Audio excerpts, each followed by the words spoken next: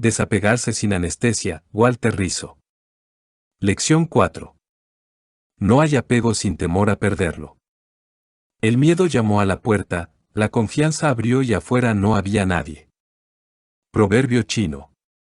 En el filo de la navaja. Amar la propia patología, ¿habrá mayor paradoja que aferrarnos a lo que nos hace sufrir y defenderlo a ultranza? Nos acostumbramos al dolor y a veces hasta le agarramos gusto. Las personas apegadas viven en el filo de la navaja, esperando lo peor que les pueda pasar, perder el objeto o sujeto de su apego. Miedo a toda hora, minuto a minuto, como una espina clavada en el cerebro y en el alter ego. Todos los apegados tienen su pesadilla personal, que se convierte en preocupación galopante cuando piensan en ello más de la cuenta, ¿y si me va mal? Apego al éxito, ¿y si pierdo mi fortuna? Apego al dinero, ¿y si me dejan? Apego al amor, ¿y si se va la luz? Apego a la televisión, ¿y si cometo una maldad? Apego a la virtud, ¿y si hago el ridículo? Apego a la aprobación, y así sucesivamente. Aunque cada quien anticipe según su punto débil, el factor común del pánico es idéntico, que la fuente de apego se acabe, desaparezca o se mude. Y es comprensible, porque si se considera el objeto del deseo como imprescindible para la vida, romper semejante vínculo sería el acabose. Lo que les permite sobrellevar el miedo a la pérdida es creer que el objeto o la persona de sus apegos serán eternos y permanentes. Los budistas denominan ignorancia a esta manera de pensar, avidya, en sánscrito, una mezcla de infantilismo cognitivo y egocentrismo, inmadurez psicológica, que hace creer a los dependientes que algunas cosas son para siempre, ver la lección 8. Esa es la ilusión o el subterfugio mental que impide aceptar la realidad tal como es. Todos morimos, envejecemos y enfermamos. La existencia o la vida, como veremos más adelante, es impermanente y, por lo tanto, nuestras fuentes de apego se agotarán, nos guste o no. Si aceptaras esta premisa con todo tu ser, no tendrías apegos. El apego a la espiritualidad. El miedo es proporcional a las expectativas que generamos, dime qué esperas y te diré a qué temes. Spinoza sostenía que esperanza y miedo van de la mano y se manifiestan en el temor de que lo esperado no se cumpla. La secuencia fue también expresada por Buda claramente.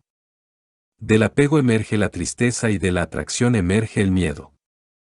Mas para aquel que está libre de atracción no hay tristeza. Miedo, ¿por qué? Si no tengo nada que perder, ¿por qué el miedo? Si acepto lo peor que pueda suceder, ¿qué más da? La despreocupación bien llevada es maravillosa, porque si nada me es indispensable, el miedo no tendrá donde echar raíces. La premisa, tal como venimos sosteniendo, es no dejarte atraer por nada que te lastime, no importa que tan bello o noble sea su origen y su fin. Por ejemplo, he conocido gente enganchada a la santidad cuyo objetivo es ocupar un lugar cerca de Dios, nada más ni nada menos. Apego a la fe y la trascendencia amparadas en un esquema evidentemente presuntuoso, ser uno de los elegidos y salvarse. Estas personas no se apegan a los automóviles, la moda, el sexo o a cualquier otra cosa mundana o fisiológica, sino a la vida eterna. Los apegados a la espiritualidad temen quedarse atrapados en su normal humanidad y no poder alcanzar un más allá pletórico de perfección. El temor a Dios se transforma en temor al fracaso, no ser santos, iluminados o trascendidos. Los budistas denominan a este afán desmedido por alcanzar una meta, sin importar cuál sea, obsesión a ser más, ver la lección 10. La vocación hacia cualquier cosa, incluso aquella motivada por las mejores intenciones, deja de ser útil y saludable si la ambición empieza a regularla. La paz interior que brinda la espiritualidad sana es mucho más modesta y menos compulsiva. El pensador chino Hong Jingmin escribió, hace 4 siglos. Cuando el hombre encuentra su lugar de reposo en el corazón, en ese momento hasta las estrellas toman su preciso lugar en el cielo. Bello y diciente. Si tenemos la suerte de entrar en concordancia con lo que somos y acoplarnos al cosmos que nos contiene, la existencia recuperará el sentido que se nos había escapado. Si los budistas tienen razón, y todo es interdependiente y una causa lleva a la otra. Cuando te encuentres con tu verdadero ser habrá una reacción en cadena positiva, verás que cada cosa está donde debe estar y tú serás parte de ese orden. Ausencia de miedo y la felicidad. El miedo que conlleva el apego se centra, al menos, en tres cosas: a. Tener que aguantar o pasar por algo que no nos gusta; b. No poder mantener lo que es deseable para uno; y c. No conseguir lo que se quiere. En psicología lo llamamos frustración/ansiedad y en budismo se denomina sufrimiento, dukkha, en pali, o también, aquello que es difícil de soportar. En el vocabulario de los apegados, la expresión "ya no te soporto" no existe. Las personas dependientes aguantan cualquier cosa con tal de no perder sus apegos. En un texto de Udana encontramos el relato de un rey que gracias a las enseñanzas de Buda deja de sentir miedo y encuentra la felicidad. Buda preguntó al rey: ¿es verdad que tú, donde quiera que te encuentres, en el bosque, bajo un árbol o en un lugar solitario, exclamas repetidamente, "¡qué felicidad, qué felicidad!"? El rey respondió: Señor, antes de que conociera el poder de tus enseñanzas, yo tenía guardias bien distribuidos en el interior y en el exterior de mi palacio, en el interior y en el exterior de la ciudad, y en todos mis dominios. Y a pesar de que yo estaba protegido y salvaguardado, vivía atemorizado, inquieto, receloso, asustado. Ahora, Señor, donde quiera que me encuentre, en el bosque, bajo un árbol o en un lugar aislado, y aunque esté solo, vivo sin temor y tranquilo. Confiado, sin miedos, despreocupado, en paz, con lo que me dan los otros y con mi mente libre como un animal de bosque. No deja de ser encantador imaginarse a uno mismo corriendo desnudo y sin rumbo por un bosque, muerto de la risa y bajo los efectos de una mente liberada de todo apego. En mi experiencia como psicólogo clínico he podido observar que los pacientes que logran independizarse emocionalmente de algún apego sonríen. No es euforia, sino alegría sosegada. Cuando un niño deja de tener miedo se ríe, mientras que los adultos sonreímos. El alivio produce paz y la paz hace cosquillas. La práctica del desapego, cómo hacerle frente a los temores que genera el apego. 1. Identificar el miedo que impide el desapego. Como dije, no hay apego sin miedo. Es la otra cara de la moneda, es el costo ineludible de la dependencia. Siempre tendrás una ansiedad anticipatoria pegada al corazón, mientras pienses que el objeto o la persona de quien dependes determina tu razón de ser. Pregúntate honestamente, ¿qué me ofrece este o aquel apego? ¿Compensa algunas de mis limitaciones o debilidades? ¿Aporta a mi realización? ¿Suple una necesidad impostergable? ¿Me brinda algún placer adictivo? Cuestiónate directamente y sin disculpas, ¿qué te ata? Esculca en ti mismo, ve hacia adentro y revísate exhaustivamente. Ten presente que detrás de cada apego hay un miedo, y detrás de cada miedo se esconde un déficit que debes subsanar. Por ejemplo, si consideras que eres una persona poco capable, tendrás miedo a que tu relación afectiva se acabe.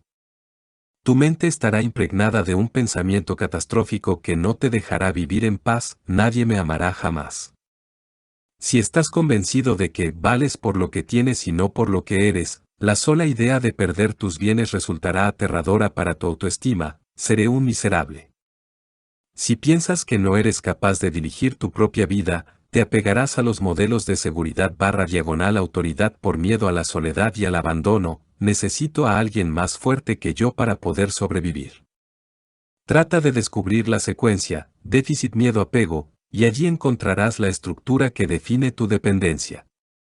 La estrategia para acabar con el temor a perder la fuente de apego es como sigue: supera el déficit o acaba con la necesidad irracional, y el miedo caerá a medida que la dependencia pierda fuerza. 2. Aceptar lo peor que pueda ocurrir.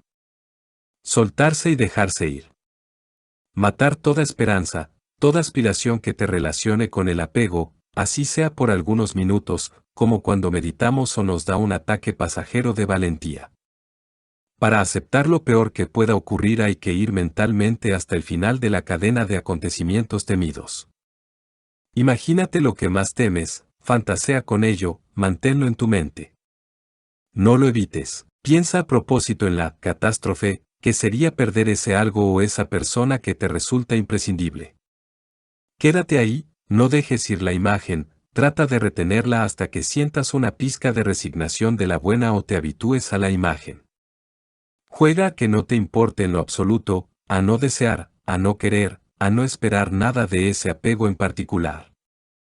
Cuando alguien dice, me da lo mismo, ya no teme, es libre. ¿Y si se cae el avión?, me decía un paciente con miedo a volar. Le respondí con la argumentación de los antiguos sabios griegos, no es tan horrible, queda la muerte, el adiós definitivo, la terminación y el regreso a casa. No supo si llorar o reír, pero después empezó a encontrarle sentido. Todo acaba, todo termina, lo más hermoso y lo más atroz. Lo peor que pueda ocurrir no es arder en el infierno por toda la eternidad, es la idea misma de la eternidad. Cuando yo era niño y en el colegio me decían que la gente mala se iba al infierno, para siempre, lo que más me angustiaba era la palabra siempre, porque me cerraba todas las puertas, no había escape ni fin. Creo que, si existiera la inmortalidad, lo más deseado por todos sería la muerte. Con esto no quiero decir que haya que quitarse la vida o ser un temerario irresponsable, lo que sostengo es que lo peor nunca es lo peor, debido a que tiene fecha de caducidad y se acaba. Que te sirva de consuelo anticipado, si perdieras alguno de tus anhelados apegos, el sufrimiento sería resuelto por el organismo a través del duelo, si lo dejas trabajar. Con el tiempo, tu apego tan amado, tan vital e irreemplazable, terminará siendo un mal recuerdo. Me entrego a la providencia, diría un estoico. Aceptar lo que vaya a ocurrir es la mejor opción cuando lo que deseo o espero escapa a mi control o ya no depende de mí. La regla es como sigue: si algo depende de ti y vale la pena, lucha, resiste y aguanta hasta donde seas capaz, pero si escapa a tu control y nada puedes hacer al respecto, no persigas ciegamente un imposible, deja que el destino, Dios o lo que sea, se hagan cargo del asunto. Aceptar lo peor que pueda ocurrir no es negar el poder de decisión que tienes, sino marcar sus límites y humanizarlo. Podemos llamarlo modestia adaptativa. La ocurrencia de un terremoto no depende de ti, lo que depende de ti es tratar de salvarte, escapar y buscar refugio. De manera similar, y siguiendo con la climatología, no podrás detener la lluvia, pero sí puedes comprarte un enorme y bello paraguas. Dicho de otra forma, la modestia adaptativa es comprender hasta dónde deben llegar y se justifican tus esfuerzos. Cuando algún optimista insensato me dice que no hay imposibles, me lo imagino tratando de volar sin ayuda y cayendo de sentón. 3. Asustar al miedo. Es una variante del punto anterior, retar los temores para que vengan a tu encuentro y hacerles frente, como si estuvieras enfrentando a un enemigo que es cobarde. El método consiste en hacer exactamente lo que tus miedos o tus creencias infundadas te impiden hacer. Por ejemplo, si crees que no puedes hablar en público, ya sea porque no tienes una buena voz, tartamudeas a veces o sudas cuando estás frente al auditorio, pues reta al miedo escénico, provócalo y toma el control, habla en público cada vez que puedas, así sea incómodo o doloroso. Y si con el tiempo vas mejorando, no te duermas en tus laureles. No te confíes, de tanto en tanto, llama al miedo, a ver si es capaz de regresar. Búscalo en cada resquicio de tu ser, en sus escondites preferidos. Dile como un antiguo espadachín: te reto a que me impidas dar la conferencia, a ver si eres capaz, pedazo de imbécil. El efecto es paradójico, similar a lo que le ocurre a la gente que sufre de insomnio y en vez de dar vueltas en la cama y tratar de dormir a la fuerza, deciden no dormir porque ya no les da la gana, a la media hora están roncando. Yo llamaría a esta práctica del desapego un entrenamiento en valentía, fortalecerse intencionalmente ante la posible pérdida del objeto de nuestros deseos. Ayunos programados para los que tienen apego a la comida, salir sin plata y mirar vitrinas para quienes son adictos a comprar, tener discusiones enfáticas con Dios para los apegados a la espiritualidad, doblegarse y dejarse mandar para quienes aman el poder, perder a propósito para quien desea ganar a toda costa, hacer el ridículo para los que necesitan aprobación, y así sucesivamente.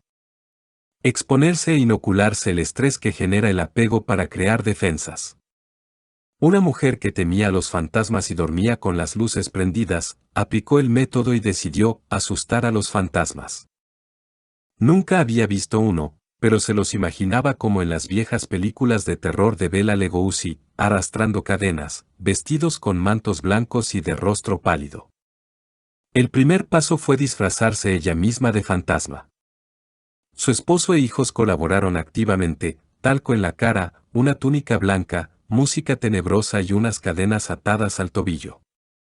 Cuando el reloj daba las 12 en punto de la noche, vestida de esa manera debía llamarlos con la luz apagada e insultarlos. Abrir los closets, entrar intempestivamente a las habitaciones, buscarlos debajo de la cama, en las alacenas, en fin, debía desafiarlos y sacarlos de sus escondites. Los primeros intentos fueron difíciles y mi paciente sudaba adrenalina, pero poco a poco fue cambiando el pánico por una actitud más valerosa. Al cabo de unas semanas el ejercicio le producía risa y se generalizó positivamente a otros lugares. Esto, no está de más decirlo, se llevó a cabo en un contexto de terapia y bajo la supervisión de profesionales experimentados. El miedo a perder los apegos es como los fantasmas, asustan más de lejos que de cerca, Maquiavelo.